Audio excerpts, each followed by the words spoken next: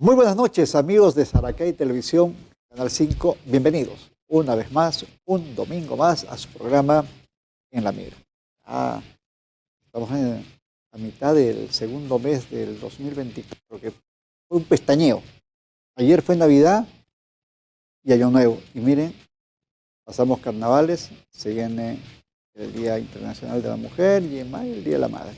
Y ya nuevamente estamos pronto a una nueva Navidad. Qué rápido pasa el tiempo.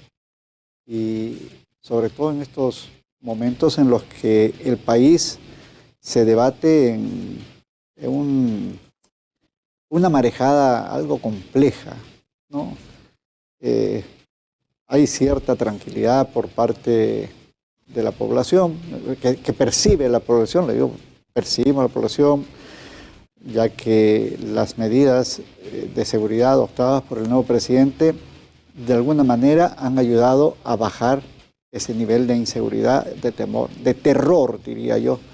No temor, era terror el que sentíamos de salir a la calle, de dejar nuestras casas, de ir a comer a un restaurante. Confieso, yo todavía tengo cierto resquemor en salir y sentarme en un restaurante.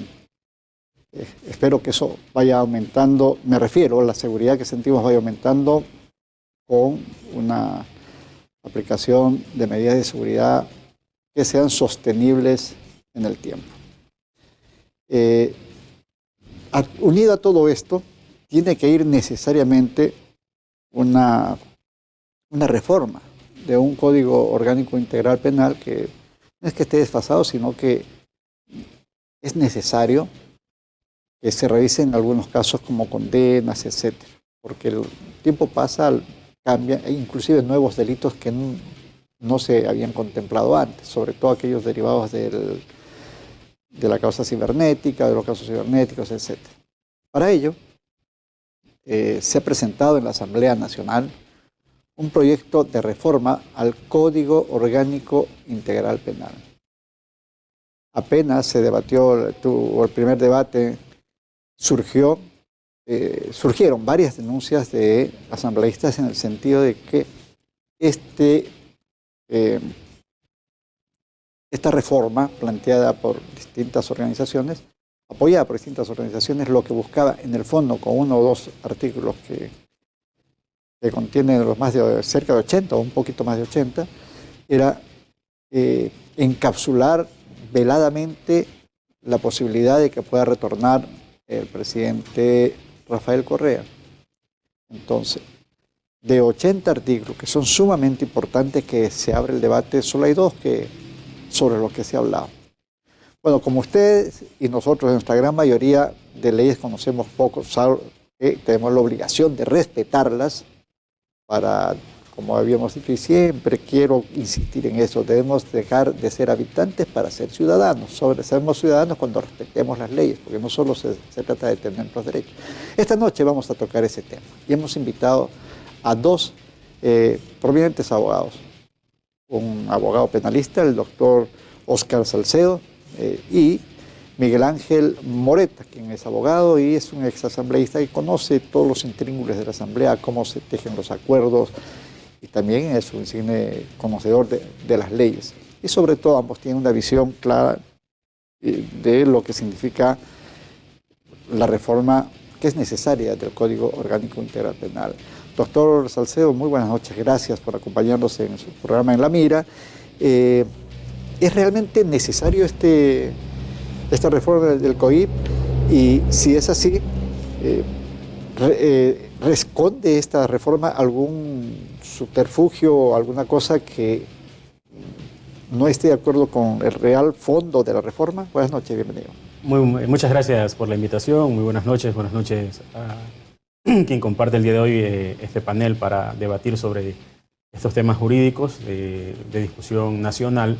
Yo creo que es importante que a través de la academia y de los escenarios mediáticos se pueda discutir y que todos podamos aportar con ideas a lo que tiene que ver con el mejorar el ámbito de la seguridad en el Ecuador. Me parece que no solo es la Asamblea la encargada, sino más bien todos los que pudiéramos aportar con algo en relación a lo que se debe reformar, cómo se debe reformar y cuál es el segmento en el cual deberíamos atacar un poco más esas reformas. Yo creo que en relación a este proyecto de reforma al Código Orgánico Integral Penal, me parece que hay una consecuencia de lo que está pasando con el ámbito directamente de la policía, de las Fuerzas Armadas, las decisiones que se están tomando en ese sentido de la seguridad, la fuerza que se está imponiendo para efectos de combatir a estos grupos de delincuencia organizada, y a través de ello, pues, la Asamblea quiere sumarse y aprovechar el momento histórico para sumar herramientas que puedan ser utilizadas por los jueces dentro del juzgamiento de estas personas para efectos de mantener, como decía usted en un principio, en su intervención inicial, mantener sostenible ese grupo de decisiones, de voluntades, a efectos de poder mantener a su vez la seguridad en niveles, pues, obviamente óptimos, que nos permita a todos desarrollar nuestras actividades diarias de manera natural, de manera normal. Hay algunos temas principales de discusión, como el hecho de el que pueda la Asamblea, a pesar de que haya una investigación reservada, pedir esa información a la Fiscalía General del Estado. Hay otro tema en el cual, pues, también pudiera modificarse el procedimiento con respecto a las investigaciones previas y pueda el mismo investigado, si es que se sobrepasan los plazos establecidos en la ley para efectos de mantener abierta una investigación previa, puede ser el mismo investigado, pues, el que pida el archivo también de una investigación previa, lo cual, a consideración de la fiscal, de acuerdo a su comunicado y sus entrevistas recientes, ha manifestado que sería una intromisión en esa facultad potestativa de la Fiscalía de ser la titular de la acción penal. Y por último, y creo que es el tema más controversial, que es el tema del programa, el que se hayan establecido 2 causales nuevas en el recurso de revisión para efectos de poder permitir que a través de este recurso personas que hayan sido sentenciadas, que esas sentencias se encuentren ejecutoriadas a través de estas causales, que sean de vulneración de derechos constitucionales o de vulneraciones al debido proceso declarados por organismos internacionales o por comités de derechos humanos también internacionales, pudieran ser un mecanismo para requerir el recurso de revisión. Entonces yo creo que es un poco delicado a veces sesgarnos en un sentido o en otro, tratando siempre de hablar desde la objetividad. Creería yo que las leyes siempre son perfectibles y este proyecto de ley, a mi criterio, tiene algunos aspectos que pudiéramos pulir, pero no me parece totalmente una aberración jurídica, como le escuché de pronto a alguien decir que este proyecto era una aberración jurídica. Me parece que hay algunos puntos que podemos pulir para ir mejorando y delineando eso que se busca, que es esas herramientas para que la Administración de Justicia pueda tener todos los argumentos, todas las herramientas para sancionar a quienes tenga que sancionar y absolver a las personas que tengan que absolver. Doctor Moreta. Yo creo que este proyecto viene cargado de buenas intenciones, pero con uno que otro caramelo medio venenoso. Yo decía en alguna entrevista pasada, generalmente hay una tendencia, un sector ideológico en la Asamblea Nacional que tiende a sintonizar las buenas nuevas, las necesidades del pueblo, pero mete algunos resquicios que son para su beneficio o para alguien de su partido, y es lo que está ocurriendo. El Código Orgánico Integral Penal, y lo dije desde el 31 de julio del 2013, en que llegué a la Asamblea Nacional y tuve la primera sesión de Comisión de Justicia, es un mamotreto. No funciona, es un adefesio de código. Mire usted que del 2013 acá ha tenido más de 40 proyectos reformatorios de ley, es decir, es una colcha de retazos, ¿no es cierto?, hasta la fecha. Y dije yo en ese entonces que tal como está concebido el COIP, estaba muy lejos de ser la herramienta válida para garantizar la seguridad jurídica y seguridad ciudadana que tanto anhela la población. Tal como estaba concebido, iba a convertirse más bien en el caldo de cultivo para repotenciar el crimen organizado, la politización, la gran corrupción, la impunidad y la persecución. Desgraciadamente el tiempo me ha dado la razón.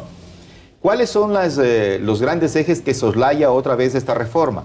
El derecho de protección prioritaria a la víctima. La Constitución habla en el artículo 78 de que la víctima tiene derecho a la reparación integral, a no ser revictimizada, a tener un trato especial. Sin embargo, cuando usted se topa con la propuesta de reforma del procedimiento abreviado que está en este proyecto, ¿sí?, vuelven a dejar a la víctima como la última arroba del código. Simplemente la escuchan. ¿Y en qué afecta esto? Y voy a contarle un caso de la vida real aquí en Santo Domingo rápidamente. 3 fulanos entran un día, una tarde de sol, a un balneario y asaltan a más de 800 personas. con armas de fuego. Se les llevan celulares, carteras, todas cosas. Los dueños del balneario y otra gente y los vecinos se organizan y los empiezan a perseguir, capturan a 2. Uno de los afectados lo tuvo a disparo en quemarropa a uno de los ladrones. No lo dispara, porque obviamente no está preparado para eso o dudó. Agarran a 2 ladrones. El colega sabe, ¿no es cierto?, de que eso amerita más de 7 años de pena privativa ahorita. Se ponen de acuerdo con la fiscal, le sancionaron a 20 meses. Que a la víctima el juez no le dio derecho a absolutamente nada. Solamente le escuchó, sí, y los ladrones dijeron, bueno, pedimos disculpas a la fiscal, al señor juez, estamos arrepentidos. 20 meses. A los 10 meses salieron en libertad. ¿Cuál es la historia de esos muchachos que delinquieron? Sí, nunca devolvieron un centavo y porque andaban en las mismas nuevamente, porque vieron que el sistema es muy fácil, es muy generoso con quien comete delitos. ¿Sí? Por ahí en un ajuste de cuentas o lío entre bandas terminó asesinado uno. Uno está vivo, el otro está prófugo, etcétera, cosas así. Pero así es más o menos como se ha manejado en términos generales. La víctima siempre queda relegada. Entonces yo creo que eso tiene que ser revisado a profundidad. Incluso en mi modesto criterio implica una reforma constitucional muy específica. Cuando se habla de la igualdad ante la ley, por ejemplo, sí, ante todos los que no han cometido crimen. Debería haber algún tipo de excepción en casos horrendos como el crimen organizado, las extorsiones masivas, el secuestro recurrente, el tema del sicariato, el tema narcotráfico, el tema de trata de personas, entre cosas, la utilización de niños y adolescentes en temas de delitos, por ejemplo, hacer los niños gatilleros, cosas, debería ser sancionada ejemplarizadoramente. ¿Por qué razón? Porque la Corte Constitucional ha tenido cierta prevalencia o cierto pretexto para decir, no, es que la Constitución dice la igualdad ante la ley. Por ejemplo, ¿qué pasa? En la Constitución se establece 24 horas por detención, ¿no es cierto?, máximo de detención con fines investigativos. Creo que en alguna reforma se alargó a 48 horas, sí. Pero en el caso del señor Colón Pico, para ser muy específico, 17 detenciones. Entonces, ¿qué es lo que pasa en la realidad?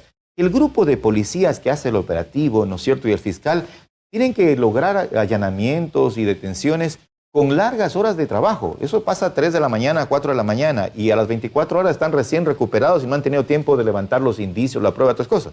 Que decía yo en su momento, vea, a esta gente que es altamente peligrosa, 24 horas por cada detención previa. Entonces, en el caso del señor Colón Pico, 17 días sí son suficientes para que el equipo de agentes de la Policía Judicial, de Criminalística, puedan recabar todos los elementos de juicio y puedan mantener la privación de libertad de ese sujeto altamente peligroso.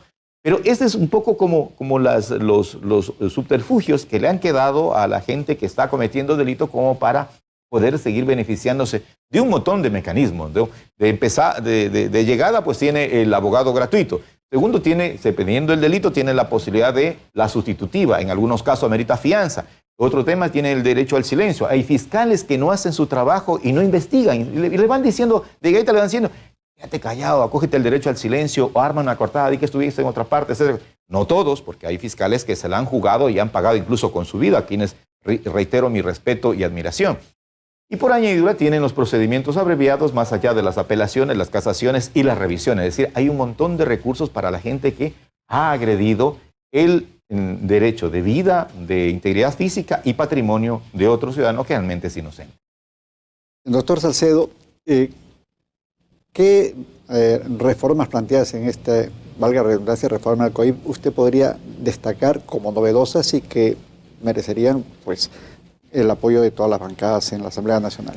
Bueno, en este proyecto de reforma se habla de aumentar las penas en ciertos delitos, como el delito de sicariato, asesinato, concusión, secuestro extorsivo. Se está buscando aumentar las penas para efectos de generar, a través de ese aumento de las penas, una prevención general en la comisión de los delitos. Otro de los elementos que considero pudiera ser positivos para efectos de poder en este momento combatir a estos grupos de delincuencia organizada es la imprescriptibilidad de algunos delitos, como el delito de asesinato, a su vez sicariato, el reclutamiento de niños, niñas, adolescentes para formar parte de estos grupos de delincuencia organizada, así como secuestro extorsivo. También se está buscando que sean imprescriptibles, es decir, pueden ser perseguidos toda la vida, además del delito de tenencia y porte de sustancias estupefacientes en alta y gran escala.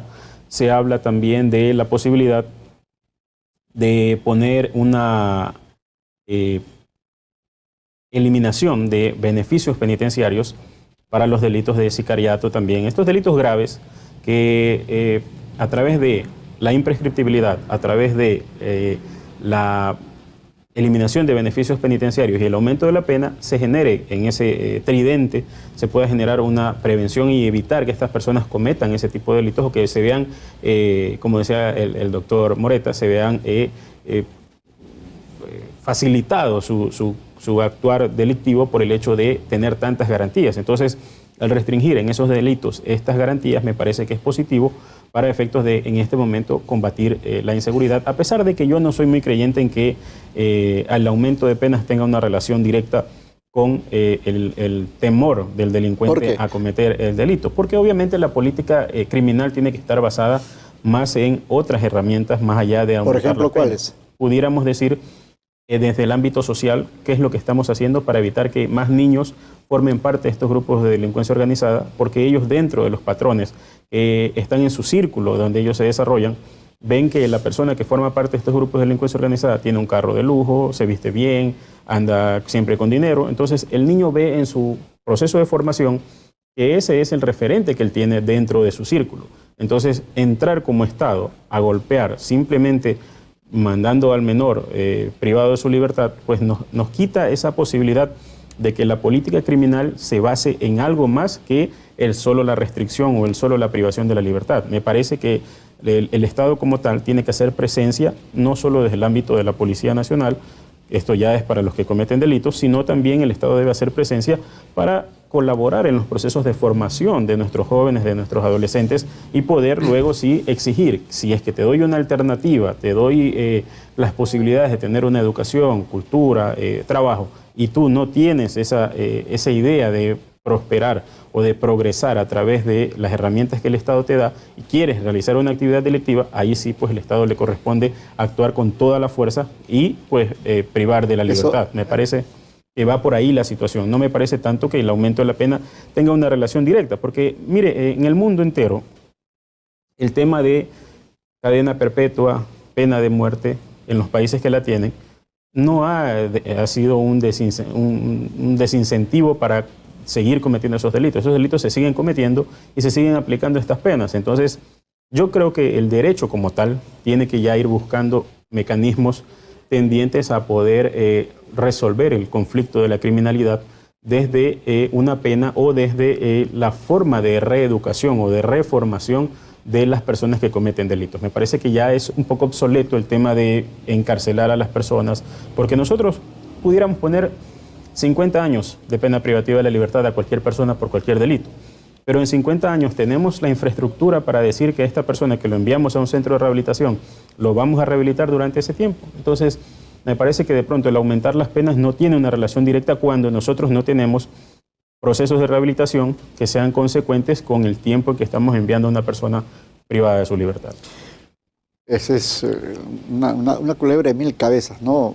Es verdad, porque desde mi modesta punto de vista, el quitarle el espacio para que estas personas, que desde niños empiezan por las distintas causas, entre las que ha comentado el doctor Salcedo, inclinarse por el delito, que el Estado tiene, no el gobierno, sino el Estado, preocuparse por la educación en la familia, la educación en el colegio, ser garante de una serie de derechos que están en la Constitución, la salud, la educación, la vivienda, etcétera. Entonces, a eso me refería con que es una culebra de 1000 cabezas.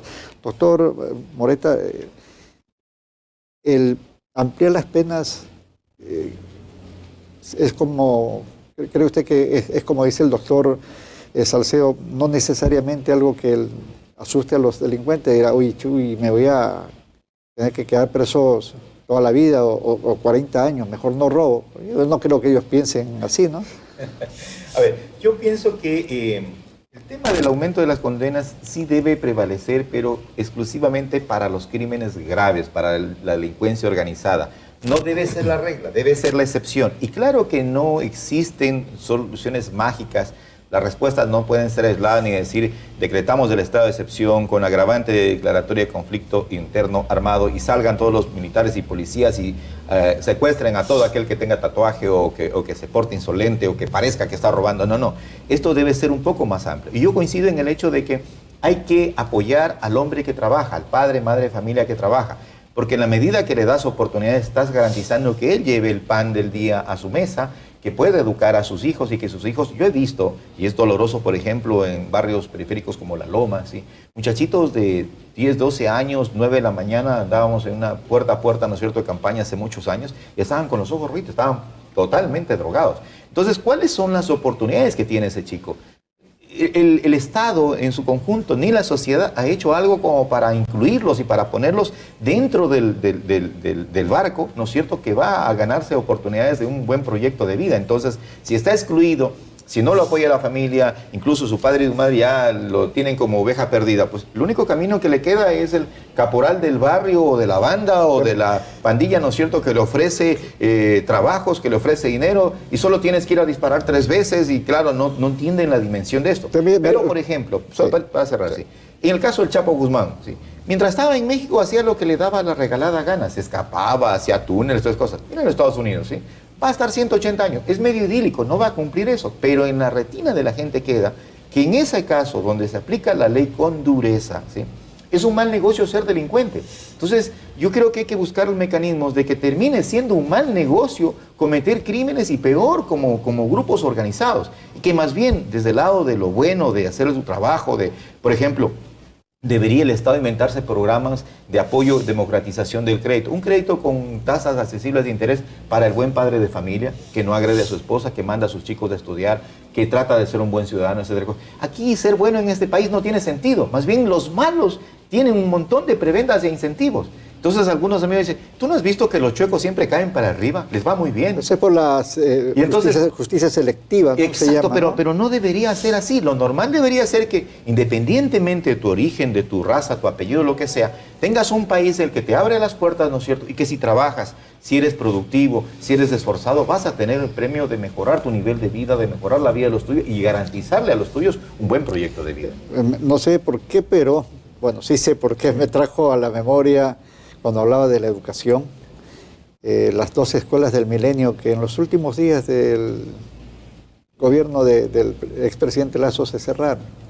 12 escuelas. O sea, yo no entiendo cómo un país, los gobiernos se precian de decir, vamos a construir 10 nuevas cárceles, pero estamos cerrando 20 escuelas. No tiene sentido. No tiene sentido que tú crees cárceles cuando, por ejemplo, países como Holanda han tenido que cerrar 2 prisiones porque no hay presos. Y era un gasto que no tenía sentido, el personal que estaba ahí no trabajaba. Se llegará en algún momento a eso, doctor Salcedo, pero dentro de todo esto, desde su óptica como un hombre dedicado al derecho penal, nos gustaría conocer cuáles son las reformas puntuales que usted cree que deben necesariamente aplicarse entre este paquete que ha presentado la Asamblea Nacional. Bueno, como decía antes, el tema de la imprescriptibilidad en los delitos graves me parece positivo. Me parece también el tema de ir delineando algunos aspectos del ámbito procesal, los que tienen que ver la titularidad de la Fiscalía en relación al archivo. Hay ocasiones en las que como abogado uno patrocina a una persona investigada, pasan 2 años, pasan 3 años, y la Fiscalía no tiene elementos para formularle cargos, pero tampoco archiva el proceso. Y ya sabe que cualquier persona, pues obviamente que se ve involucrada, que sabe que tiene una investigación previa en la Fiscalía, está preocupada y estar 3 años preocupado sin tener la garantía de que se cumpla lo que dice la ley, que si en 2 años en los delitos graves y 1 año en delitos que no superen 5 años, ya la Fiscalía tendría que cerrar esa investigación. Me parece, por ese ámbito, positivo, dar la posibilidad de que también el investigado diga, pues, requiero, señor juez, que se archive el caso porque la Fiscalía, si ya hubiera obtenido los recursos o los elementos para poderme formular cargos, ya lo hubiera hecho y sin embargo ha pasado tanto tiempo. Me parece una de esas reformas. Ahora, el tema polémico, el tema de estas causales nuevas para el recurso de revisión, me parece que hay que pulir de pronto un poco pero no me parecen del todo descabelladas. ¿En qué sentido?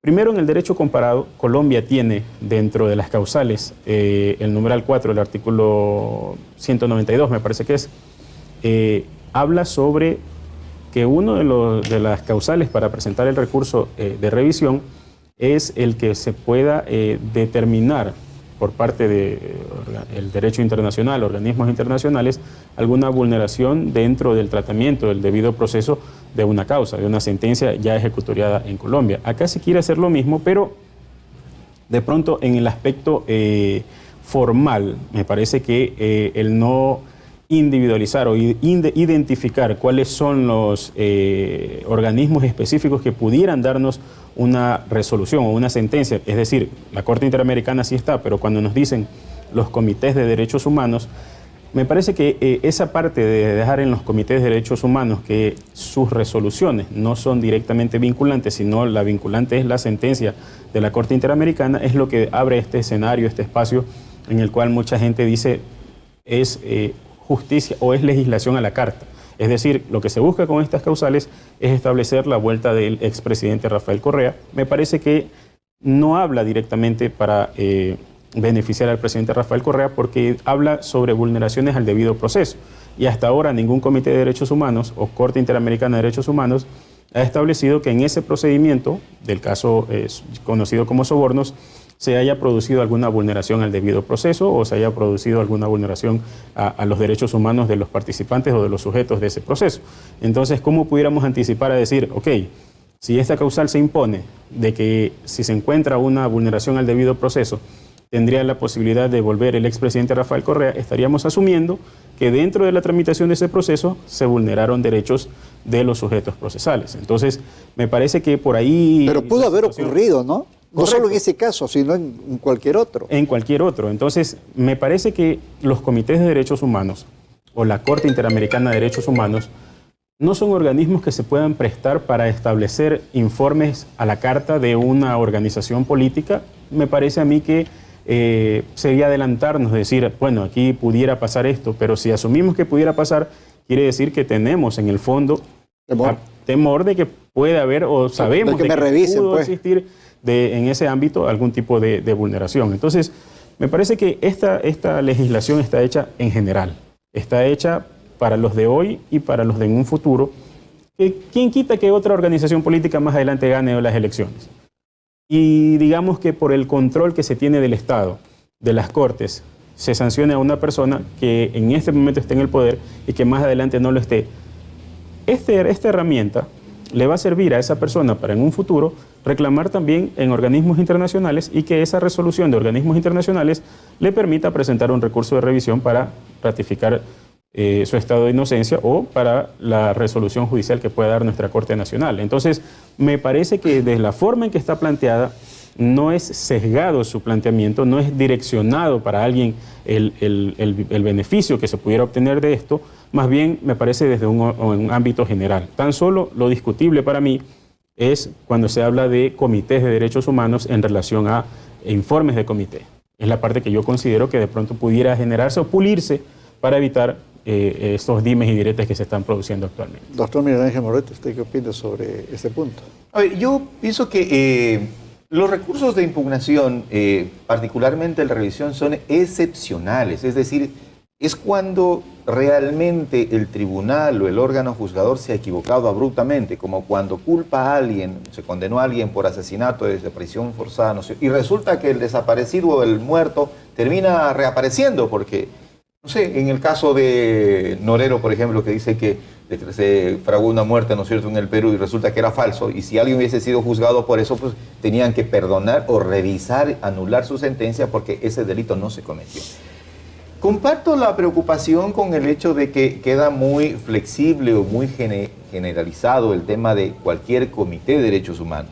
Lo de la Corte sí tendría que ser vinculante porque el Ecuador es Estado parte, es Estado suscriptor de la Convención de Derechos Humanos, el Pacto de San José de Costa Rica. Pero también ahí queda preocupación. Acuérdese usted del expresidente de la Corte Constitucional, el doctor Patricio Paz Miños, y que luego terminó agarrando una curul, ¿no es cierto?, y una toga en esa Corte Interamericana.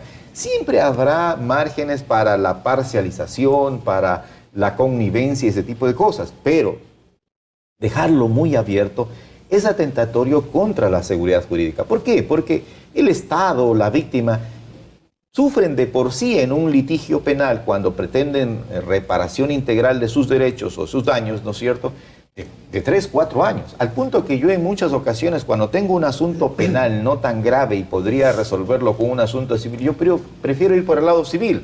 ¿Por qué? Porque generalmente sí, la fiscalía llega a empujones y empellones a investigar, a identificar quién fue el culpable de este hecho, pero no a garantizar la reparación integral. Le voy a poner un ejemplo.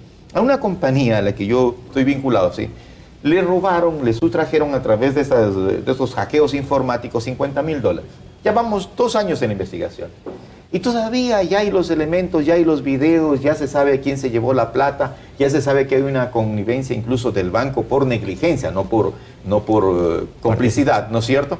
Porque retiran en Guayaquil esos $55,000 y se demoran como 4 horas y le tienen esperando y es a la tipa que retira. Pero nunca se acordaron de llamar al cliente, al gerente de la compañía y decir, oiga, realmente usted está autorizando unas transferencias de $50,000. En otros bancos usted gira $1,000 y le llaman, oiga, don Jorge, usted autorizó este cheque, ¿no es cierto? No hubo ningún... Entonces yo creería que en ese caso, por ejemplo, es más fácil cobrarle al banco por negligencia, porque existe responsabilidad, que a los delincuentes que se llevaron, porque son delincuentes, no son estúpidos. Entonces, ¿qué quiero decir con eso? No es que van a tener la cuenta de la que hizo el retiro ni nada por el estilo, ya estará en terceras, cuartas, quintas cuentas muy difíciles de rastrear. Entonces, a eso me refiero, que desafortunadamente la Administración de Justicia Penal se volvió demasiado lenta, demasiado saturada incluso, porque como la delincuencia se desató una verdadera... Se desbordó, colapsó. Los fiscales no se dan abasto, los secretarios no se dan abasto, y muchos de ellos que tienen el agravante de ser negligentes o perezosos, ¿sí?, no tramitan las causas. Generalmente es una lucha contra la corriente cuando alguien quiere hacer valer sus derechos a través de la justicia penal. Yo quisiera que nos ayude a clarificar algo que algunos confunden, ¿no?, sobre lo que es la Corte y la Comisión Interamericana de Derechos Humanos. Una es la Corte Interamericana de Derechos Humanos y otra es la Comisión Interamericana de Derechos Humanos. Esto sería algo así como la Fiscalía y el Poder Judicial, es decir, la Comisión investiga y pasa a la Corte. Es la que juzga, la que procesa, la que termina o ratificando la inocencia o estableciendo, ¿no es cierto?, una sentencia condenatoria. Y muchas veces no es necesariamente solo contra personas, sino contra personas y el Estado, ¿no? Por eso se habla del caso X versus Perú, versus Argentina, versus Costa Rica o versus Honduras, porque el Estado, como parte de una estructura obligada a precautelar, defender la vida de sus ciudadanos, la integridad, la libertad, de cosas, a veces se ha prestado más bien para hacer lo contrario, para permitir que vulneren, particularmente en los gobiernos de facto, en las dictaduras. Ahora, explíquenlos a quienes nos ven y que de pronto, como yo lo dije desde un principio, nuestro conocimiento sobre hecho es limitado.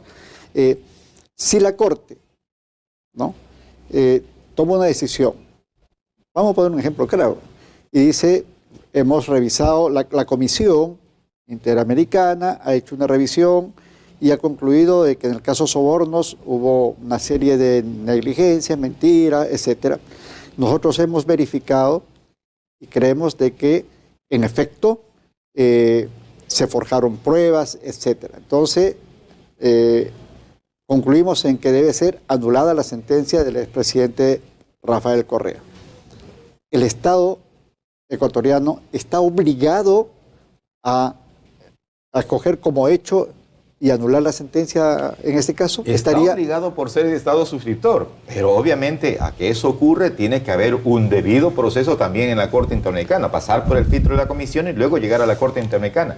Generalmente las disputas legales a nivel de Comisión y luego en la Corte Interamericana son causas que llevan 10, 20, 30, 40 años, se conoce después de los 40 años. Entonces a veces para mí incluso pierden el principio la temporalidad beneficiosa, es decir, una sentencia que nos llegue a condena en contra de Augusto Pinochet después de que ya falleció, no tiene sentido, solamente queda como un tema justicia simbólico. Que no es oportuna no es justicia. Exacto. Entonces, a mí me parece que hay una situación ahí bien terrible. Ahora bien, cada hecho es un mundo distinto, cada caso es un mundo distinto y uno a veces, por mucha experiencia que tenga, por muy leído y entendido que sea, no se puede atrever a vaticinar resultados o resoluciones o dictámenes, porque hay que entrar a conocer el proceso. Es como que a un médico le dijera, doctor, recéteme para algo, pero ¿qué tiene? ¿Fiebre? ¿Algo así? Sí, pero hágase unos exámenes. O sea, hay que interiorizarse con cada caso como para poder ser más asertivos en la definición. Pero esa es una de las posibilidades que quedan. Ahora bien, regresando a lo nuestro, yo creo que a este proyecto de ley, si bien está bien intencionado, quiere aumentar las penas, quiere neutralizar y colaborar con el esfuerzo que está haciendo el gobierno, la Fuerza Armada y la Policía Nacional, tiene que entrar a calibrar mejor las reformas que se está planteando. Y tiene que ir del lado de la víctima. Tiene que ir también del lado neutralizar, por ejemplo, a los jueces que cometen prevaricato. Ahora por lo menos ya se habla de 7 a 10 años. Mire usted el caso del juez Bani Molina, ¿no es cierto? Se forjó por ahí un habeas corpus trucho y liberó a un fulano que estaba buscado por narcotráfico, condenado por narcotráfico y buscado por la Interpol, un holandés, algo así. ¿Cuánto le dan al juez? De 3 años de pena privativa de libertad. Él tiene derecho incluso a pedir la suspensión condicional de la pena y eso queda en el mero enunciado, una sentencia simbólica. Y si además no se dice nada respecto de aplicarle la extinción de dominio, ¿sí?, queda con vuelta y con ganancia, porque no es que ese asunto lo hizo por gratis, eso no nos va no tenemos pruebas, pero tampoco nos queda la mayor duda, ¿no es cierto? ¿No es cierto? Entonces habrá sido 200,000, 300,000. Si no le quitan eso, muchos otros jueces y fiscales en su momento y en sus áreas se van a seguir atreviendo a seguir intentando favorecer a delincuentes. Mire usted, los militares entregan por ahí un centro de detención, un centro de validación, ¿no es cierto? Y ya le capturan a un vigilante tratando de meter armas, no sé qué, un guía penitenciario. Ese tipo de cosas se tiene que cortar de raíz y se tiene que aplicar penas duras, pero además quitarles el producto de lo ilícito, la ganancia de lo ilícito para que deje de ser un buen negocio. Si no, vamos a seguir en esta lucha tan desigual, porque además los recursos del Estado y los de los ciudadanos son absolutamente limitados y no hay tropa, no hay ejército que logre contenerlo. ¿Qué puntos de destacar en esta reforma del código que ha presentado la Asamblea Nacional son desde su punto de vista necesarios? Bueno, yo creo que concordando con lo que dice el doctor Moreta, el Estado debe combatir a la delincuencia no solo desde el Código Orgánico Integral Penal. Me parece que aquí necesitamos una reforma también al Código Orgánico de la Función Judicial, que es donde se establecen cuáles son las sanciones, los lineamientos para los funcionarios que están encargados justamente de hacer que estas leyes del Código Orgánico Integral Penal se apliquen, aterricen ya en la práctica y se pueda también combatir pues, al delito desde ahí. Yo creo que es complementario a ello la necesidad de que se haga desde la academia también reuniones de trabajo, mesas de trabajo, donde se puedan aportar, tanto por parte del Consejo de la Judicatura, se puede aportar de parte de Corte Nacional, de parte de los abogados en libre ejercicio, los que hacemos práctica en materia penal, para ir delineando, y Fiscalía también, para ir delineando cómo podemos mejorar el sistema, porque todos estamos en el mismo sistema buscando lo mismo. El abogado penalista, que a veces se lo considera que va a la defensa buscando sacar libre a una persona que es culpable, lo que hace el abogado penalista es ejercer una defensa de una persona que está acusada de un delito sobre la base de lo que la ley le permite. Entonces, en ocasiones, por errores del sistema, esta persona puede salir inocente o se puede conseguir una pena disminuida. Entonces, no tenemos que, yo creo, ¿no?, por todo lo que escucho, satanizar tampoco la función del abogado litigante. El abogado litigante debería ser sumado al trabajo para también aportar elementos en los cuales podamos nosotros también decir o plantear cuáles son las reformas que serían necesarias para el ejercicio, que todos podamos tener un ejercicio del trabajo de manera correcta, porque también la delincuencia, la inseguridad, nos afecta a todos. Así seamos abogados penalistas, también estamos en el mismo saco de que nos pueden encontrar por la calle, nos puede pasar cualquier cosa. Entonces, a nosotros tampoco no nos conviene que las situaciones lleguen a estos niveles, a la escala de los niveles que tuvimos recientemente antes de estas intervenciones del Estado en beneficio pues, de todos. Yo creo que otro tema que va a ser polémico y me parece que de pronto también hay que pulirlo más que eliminarlo, porque me parece que, como dije antes, hay algunas cosas que son importantes y que se pueden mejorar. Este tema de levantar la reserva y que pueda la Asamblea directamente requerir información de investigaciones previas que tienen ese carácter, pues obviamente sí va a generar una afectación en relación a la investigación y que se pueda de alguna manera filtrar a un mayor número de personas los resultados de esta investigación y no conseguir a su vez los resultados que es el hecho de judicializar a una persona que ha cometido una infracción. ¿Cómo habría que mejorarlo? Sin embargo, el mismo enunciado habla de que en caso de que se haga un mal uso de esa información, pues obviamente el funcionario va a estar inmerso o involucrado en el delito de reserva de la información, que tiene una pena de 1 a 3 años de privación de la libertad. Entonces, no sé qué tanto pudiéramos limitar ese acceso a los delitos o a las personas, que se pueda pedir la información de la investigación previa de las personas que estuvieran inmersas en un juicio político. Entonces ahí sí limitamos el hecho de que, ok, te pido la información porque tengo en un juicio político a tal ministro y quiero saber si tiene vínculos, si hay una investigación por alguna situación de las mismas que los estamos investigando acá. Me parece que se pudiera pulir en ese sentido, disponer directamente que se pueda dar esa información, se levante la reserva, pero justamente cuando se pida en relación a personas que están en un juicio político. Eso mejoraría y creo que de alguna manera no entraría tanto en contradicción con la visión de la Fiscalía de que esa información, al ser reservada y poder tener esa calidad de salir hacia la Asamblea, pudiera filtrarse por parte de cualquier funcionario y pues obviamente no tener el objeto principal de la investigación, que es el hecho de que pues se lleve a judicializar a una persona que ha cometido delitos. Creo que eso, y aparte de los otros elementos en relación a el recurso de revisión y la posibilidad ya de solo a través de sentencias de la Corte Interamericana pudiéramos mejorar el proyecto como tal, que tiene 84 reformas, no son solo las 4 que de pronto 3, que es lo que hablamos todos, sino más bien establecer que hay un muy buen proyecto a mi criterio, pero que en algunos aspectos, sobre todo los aspectos polémicos, se pudiera mejorar a través de una individualización, identificación y pulimiento de la forma en que se están redactando los artículos. ¿Cómo podría mejorarse eso? Yo creo que hay que polémicos. mejorar desde el enfoque y creo que, insisto, esto no se va a resolver aun cuando pase modificado, calibrado, ajustado bien el tema de la reforma del Código Orgánico Integral Penal. Esto es mucho más allá, es incluso estructural. ¿Qué digo yo? Por ejemplo, hay que revisar la Constitución de la República. Hay que dejar las entelequias a un lado. ¿Por qué nos ufanamos del tema de la ciudadanía universal? Para la gente buena, sí, son bienvenidos.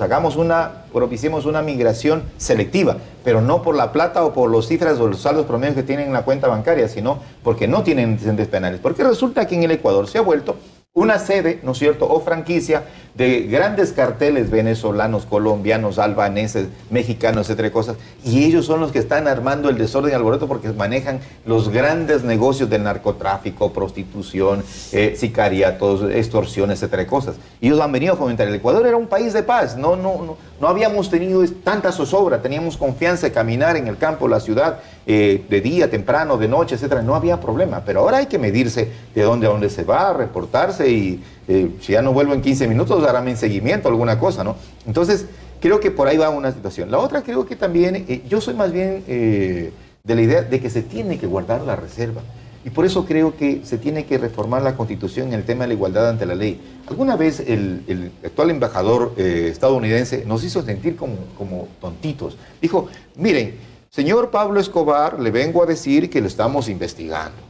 No tenemos pruebas todavía, pero si ya las conseguimos, vamos a volver a por usted.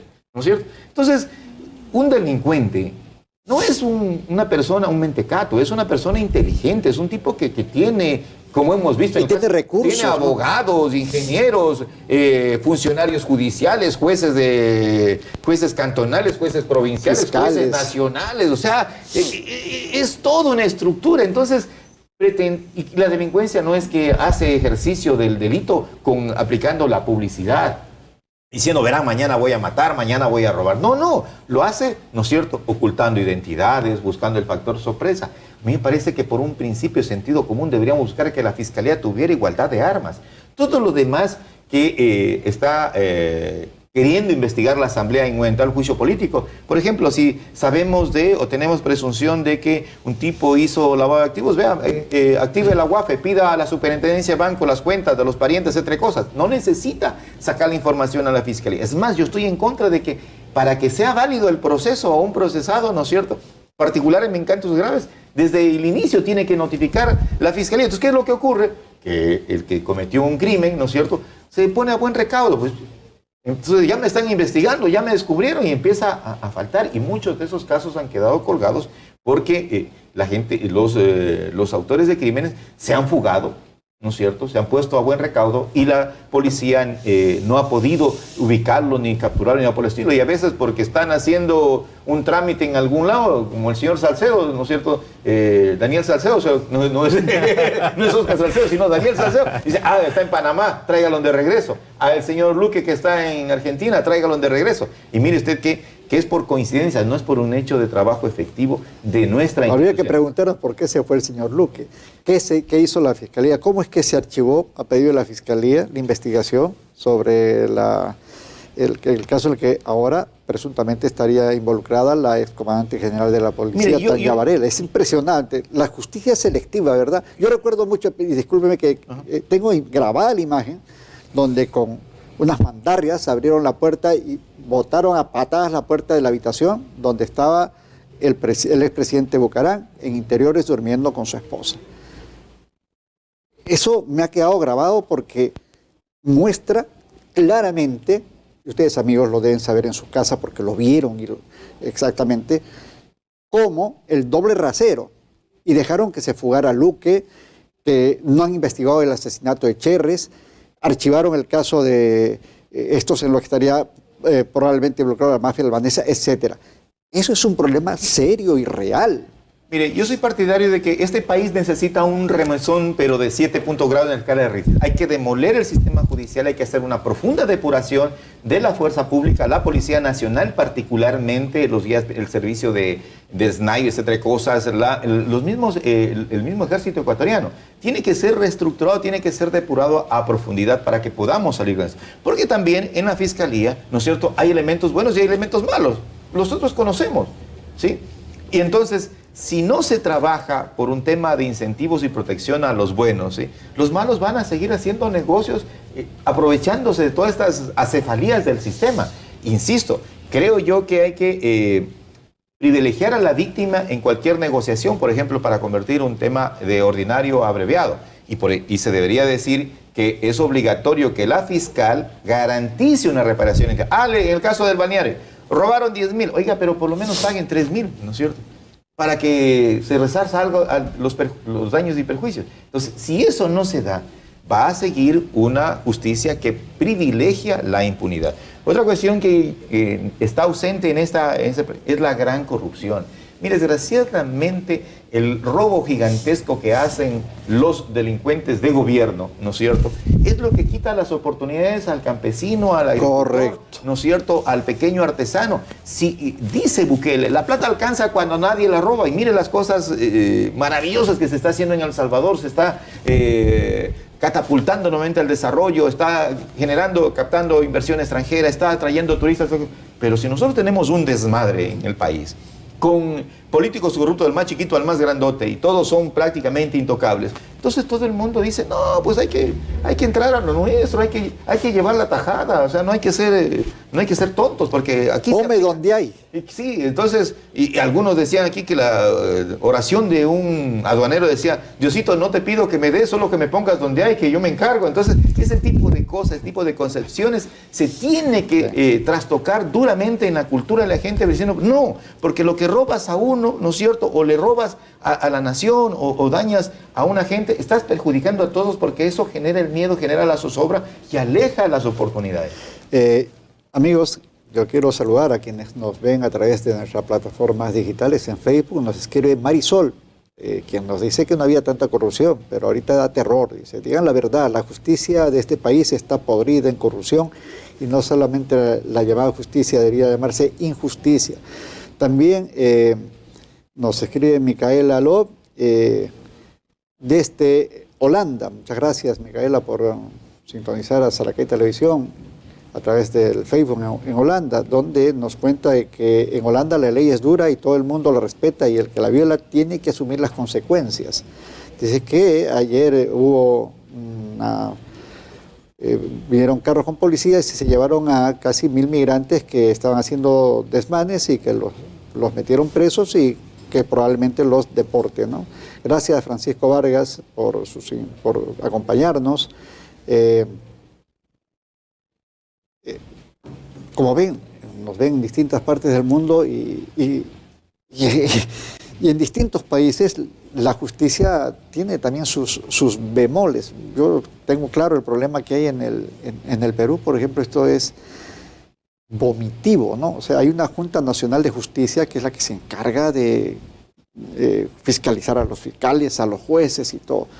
Pero desde el Congreso, con 2% de aprobación, 2% de aprobación, los mafiosos que operan allí, ¿no?, han redactado una ley y suspenden a la justicia para que no los investiguen a ellos. Fíjense, 2%. Y todito, hay cerca de 80 parlamentarios que están investigados por corrupción, porque han sido dirigentes, han robado dinero. Ahora quedaron limpios de polvo y paja.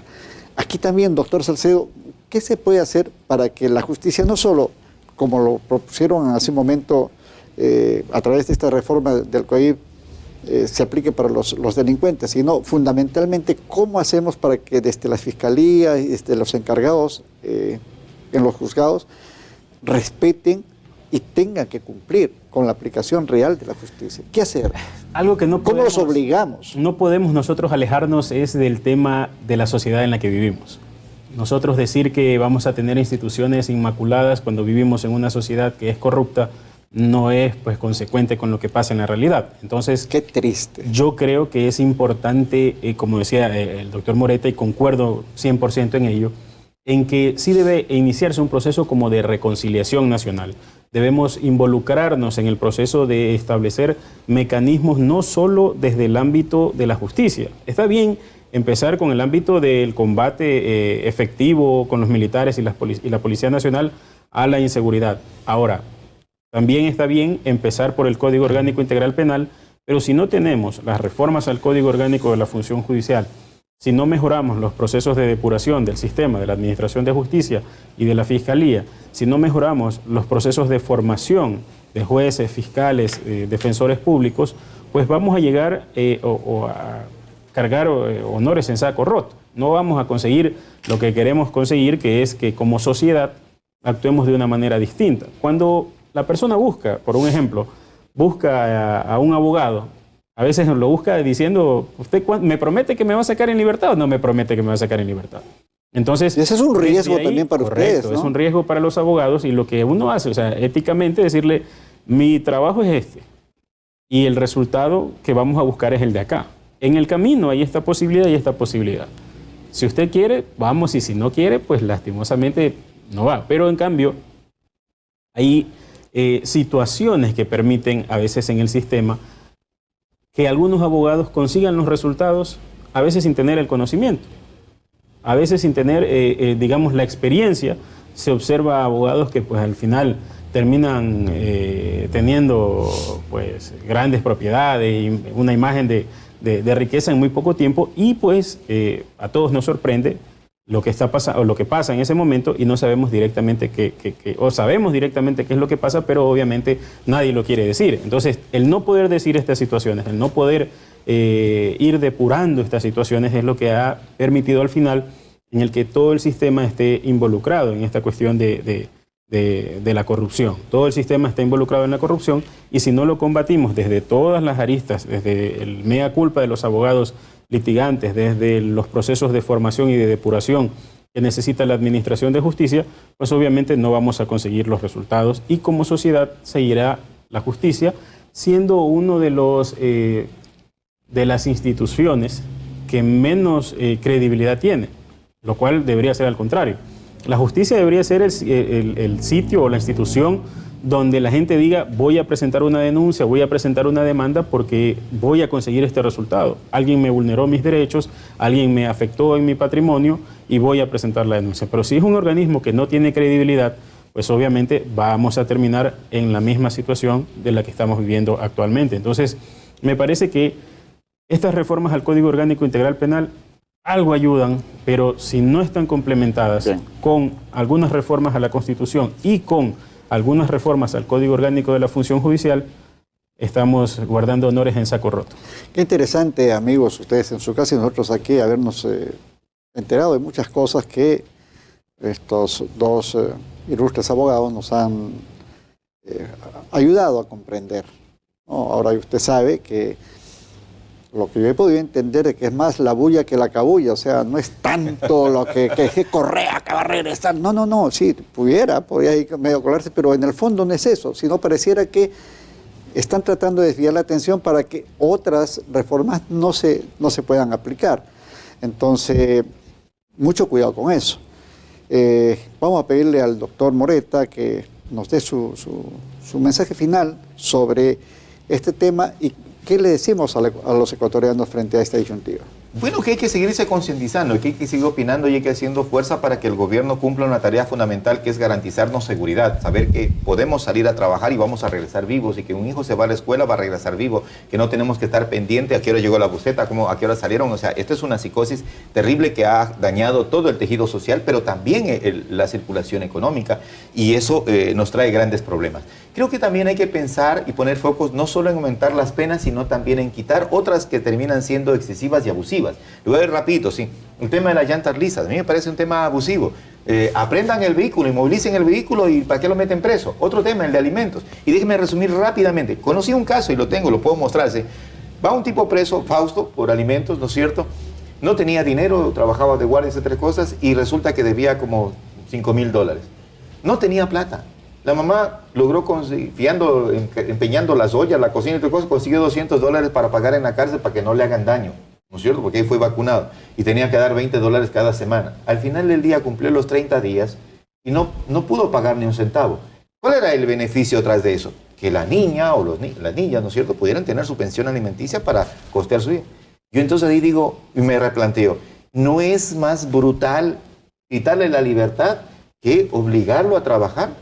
Ahí hay que obligarlo a trabajar, señor. Lo que usted trabaja, un 40, un 50% pase para sus hijos, el resto le queda a usted. Entonces yo preferiría que se aplique el trabajo forzoso y no una privación de libertad, así sin razón como desgraciadamente está ocurriendo en el sistema. Entonces hay que también depurar causas que para mí son bizarras, que no tienen razón de ser, porque hay mucha gente presa por cualquier cosa. Y los grandes ladrones, los grandes capos de los grandes crímenes o el crimen organizado se van a la Argentina, o la gran corrupción, se van para la Argentina, se van para Panamá, se van para Estados Unidos. Mire, yo estuve presente cuando este señor Poli lo condecoraron en la Asamblea Nacional y junto a Mae Montaño y Wilson Chicaiza nos dimos la vuelta de darle la espalda como protesta, ¿sí? Porque era un caso grotesco, sabíamos lo inescrupuloso que era este tipo. Sin embargo, recibió condecoración con alfombra roja en la Asamblea Nacional. Y somos un país tan malo en la administración de justicia que en otro lado nos van cobrando la plata robada. Aquí nunca pagó un centavo el señor, pues bueno, ya sí. Y le impusieron una fianza de 14 millones y la pagó enseguida. Y no es que ya está garantizando su libertad indefinida, ¿no? Porque en abril viene el juicio y posiblemente lo sancionen a más de 100 años de cárcel. Entonces, ¿qué es lo que quiero decir? Pero se agarraron 14 millones. Claro, pero no es plata que le robaron a ellos. La plata de aquí debería... se fueron a lavar allá. Entonces, lo menos que deberían hacer los países grandes, ¿no es cierto?, ser más solidarios con los países en vías de desarrollo y por lo menos mandar el 50% para que eso sí invierta en educación, vaya crédito a los agricultores, a los ganaderos, vaya para crear centros de rehabilitación y desintoxicación de los niños o para la desnutrición infantil. Es decir, ocupémonos de los más vulnerables. Claro. Porque hay gente que se acostumbró a vivir también del delito, o el delito pelucón o el delito callejero, ¿sí?, que ya es su modo de vida y no quiere salir de eso. Entonces, digamos las cosas sin romantizar. Aquel que ya no quiere rehabilitarse y que no perdamos el tiempo. O sea, hay que agravar las penas y otras cosas, pero preocupémonos de los vulnerables que realmente necesitan. Perfecto. Los niños, los ancianos, la gente pobre que lucha todos los días para parar la olla. Muchas gracias, doctor Miguel Ángel. Doctor Salcedo, sus conclusiones. Bueno, yo creo que satanizar este proyecto de reforma al Código Orgánico Integral Penal de alguna manera tiene que ver con esa politización que ha hecho mucho daño a lo que tiene que ver con la justicia en el Ecuador. Me parece que politizar o polarizar la discusión en relación a si es que la reforma va en beneficio o no de una organización política, destruye, desnaturaliza lo que busca el proyecto de reforma al Código Orgánico Integral Penal. Son 84 reformas aproximadamente, si no mal recuerdo, de las cuales hay solo 3 temas polémicos que se pudieran mejorar, que se pudieran pulir, pero obviamente ya la intervención de la política en tratar de desnaturalizar y de decir que este proyecto de reforma solo tiene un fin y que busca específicamente la impunidad, es lo que a veces nos sigue destruyendo como sociedad. Hemos tratado el día de hoy varias propuestas que hay, que existen, varias situaciones que son necesarias por el momento histórico, y me parece correcto, pues obviamente, que la ciudadanía se interese más en saber, en leerlas y verificar Perfecto. si es que eso corresponde o no corresponde a lo que tiene que ver con la necesidad de la Administración de Justicia para poder aplicar estas reformas dentro de la práctica judicial. Muchas gracias, doctor Salcedo. Gracias a Muchas usted por la gracias, doctor Miguel invitación. Ángel Gracias, Moreta. A ustedes, amigos, muchas gracias por habernos acompañado. Un tema sumamente interesante y que merece el máximo de nuestra atención, porque es lo que va en adelante, de aprobarse o no, con las modificaciones que sea, ayudar a que el país pueda encauzarse por la senda de la justicia. Con ustedes, amigos, nos despedimos hasta el próximo domingo, pero eso sí, les recordamos que luego de La Mira viene el Bolígrafo Rojo con Fabio Velastegui. Se la está comiendo completa, un programa que no se lo puede perder. Buenas noches y hasta el próximo domingo. Chao. Gracias.